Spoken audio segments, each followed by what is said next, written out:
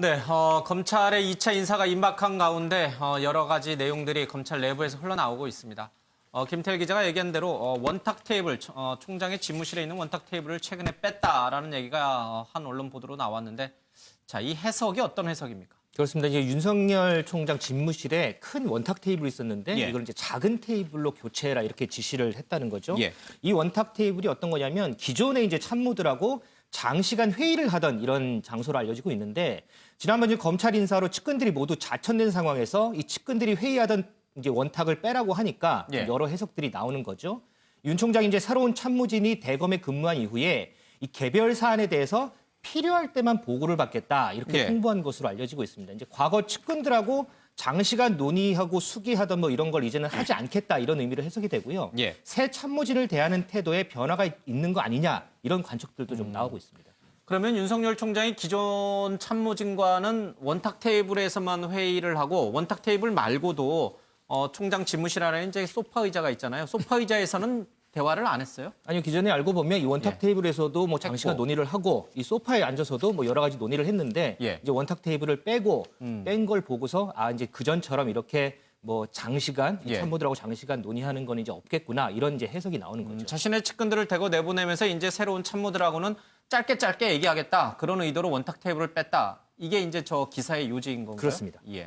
그렇게 해석하는 게 맞는 건지 유호정 기자, 검찰 내에서는 뭐라고 그래요? 네, 일단은 대검찰청이 확인을 해봤는데요. 인사 이후에 원탁을 치운 건 맞다고 합니다. 그런데 뭐 이번 신임 지도부를 대하는 태도에 변화가 생겼다. 이런 해석은 좀 과도한 의미 부여일 수 있다라는 입장인데요.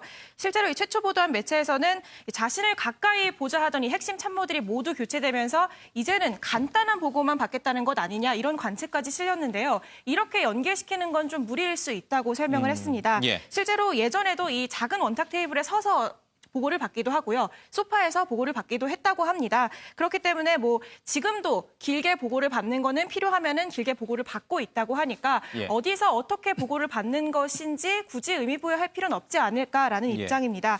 그런데 조금 관심이 가는 게 이 실제로 통상 매일 이뤄지던 이 총장과 대검 간부들의 회의가 인사 이후에 한두 번으로 줄어들었다고 합니다. 그러니까 그동안은 일주일 동안 매일매일 이뤄졌다면 지금은 일주일에 한두 번 정도만 이뤄지고 있는 상황인데요.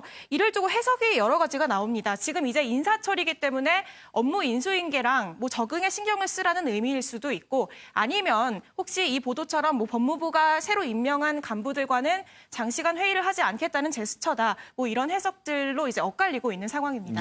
새로운 참모들과는 가급적 말을 많이 섞기 싫다. 그래서 회의도 줄이고 원탁 테이블도 치운 거다. 이렇게 이제 해석하는 보도가 있었습니다. 그에 대해서 이제 검찰 쪽에서는 억측, 그러니까 억지 추측이다 이제 이렇게 이제 검찰에서는 밝혔어요.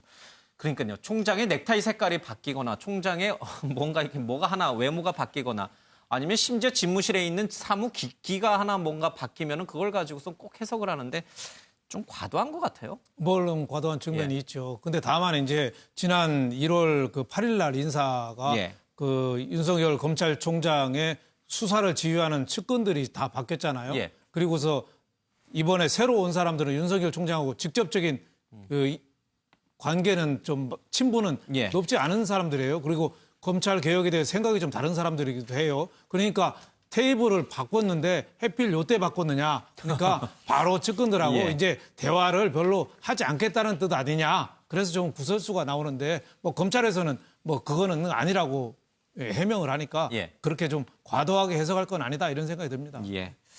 자, 오비 일학인가요? 하필 이 시점에 원탁 테이블을 치웠는지 모르겠습니다. 어쨌든 그런 해석이 있지만 검찰은 무리한 억측이다 이렇게 이제 해명을 하고 있습니다.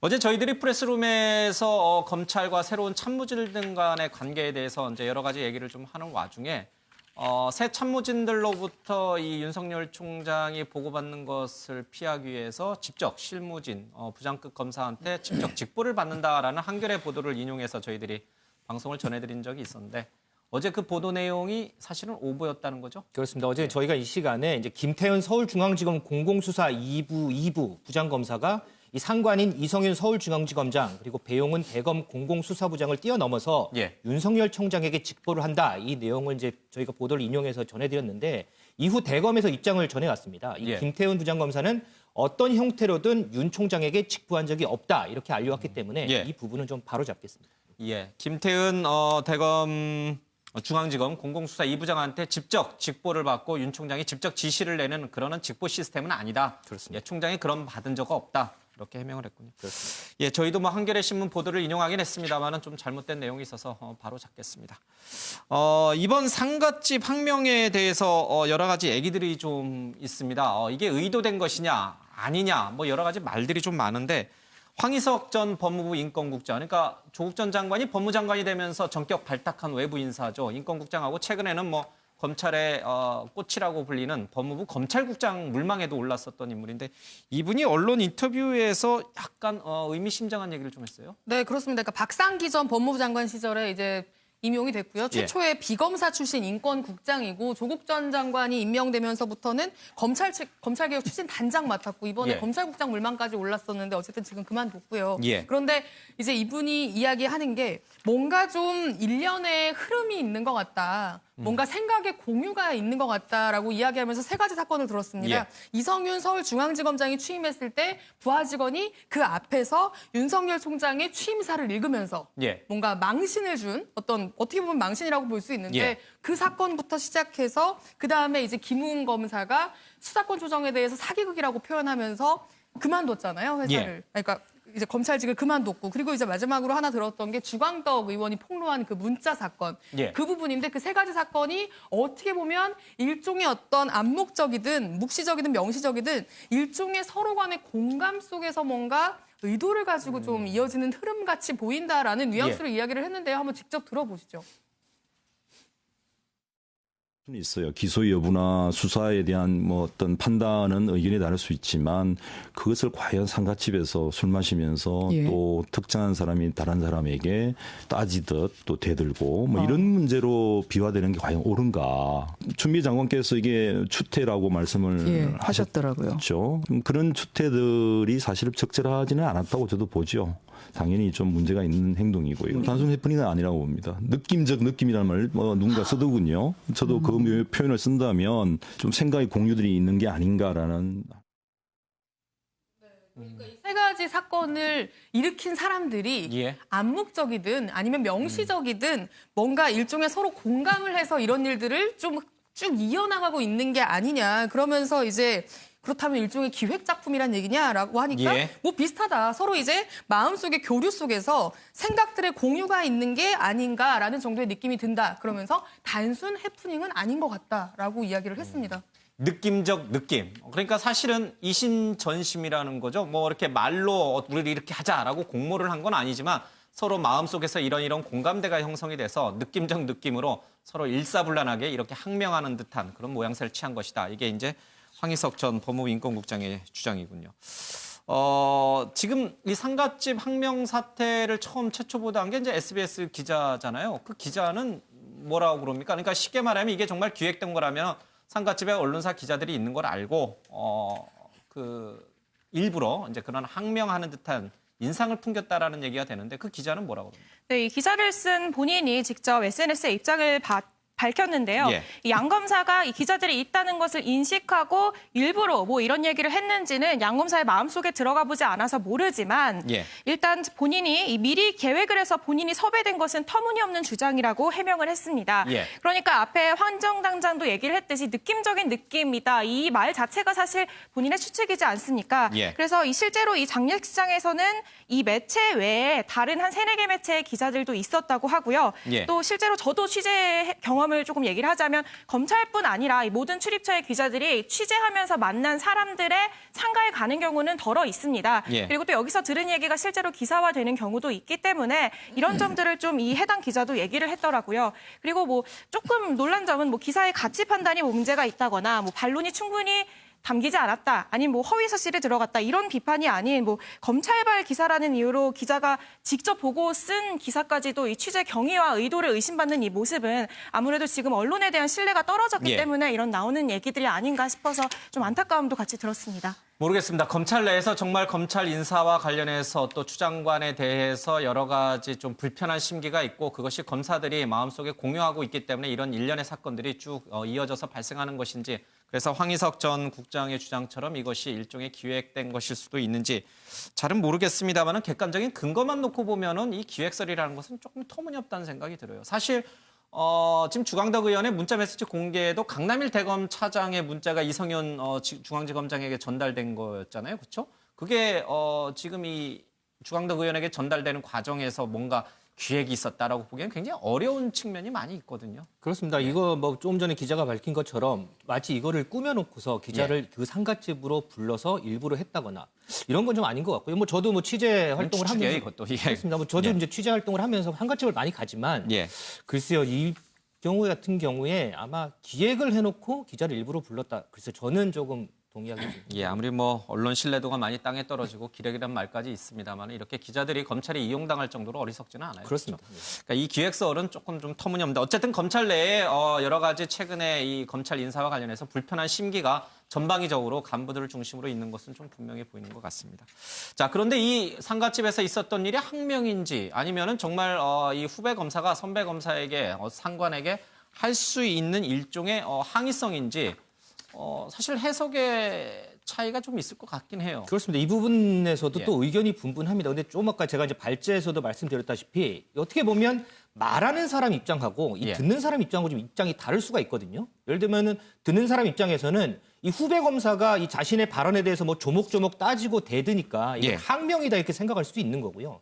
반대로 이제 말하는 사람 입장에서는 잘못된 걸 잘못된 것이라고 이제 난 항의한 거다 이렇게 얘기할 수 있기 때문에 이 부분은 뭐 이렇게도 저렇게도 뭐 해석하기에 뭐 나은 것 같습니다. 어제 유호정 기자가 소개해줬습니다만 검찰 내에서 이 프로스에 글이 하나 올라온 그걸 보면은 이게 만약 정당한 항의였다면 굳이 이렇게 뭐 상가집이라든지 바깥에 사람들이 많이 볼 수 있는 그런 장소 말고 검찰 내 사무실에서 할 수 있잖아요, 그렇죠? 뭐 적법한 방식 절차를 거쳐서 충분히 의견개진을 할 수 있음에도 불구하고 상가집에서 많은 외부 사람들이 보는 앞에서 한 것은 뭐 전형적인 면박주기 또는 항명으로 볼 수밖에 없다 이런 주장도 분명히 있는 거예요. 물론 그런 주장도 있습니다. 하지만 또 반대쪽 주장은 어쨌든 뭐 그 자리 자체가 상가집이라는 자리고 분위기 자체가 술도 한 잔씩 오가르고 이런 분위기이기 때문에 뭐 사람들이 그렇지 않습니까? 술 한잔 하다 보면 뭐 자기 감정이 또 드러나는 경우도 있고요. 그런 부분들이 있기 때문에 뭐 이거다 저거다 콕 집어서 얘기하기는 상당히 좀 힘든 그런 경우가 알겠습니다.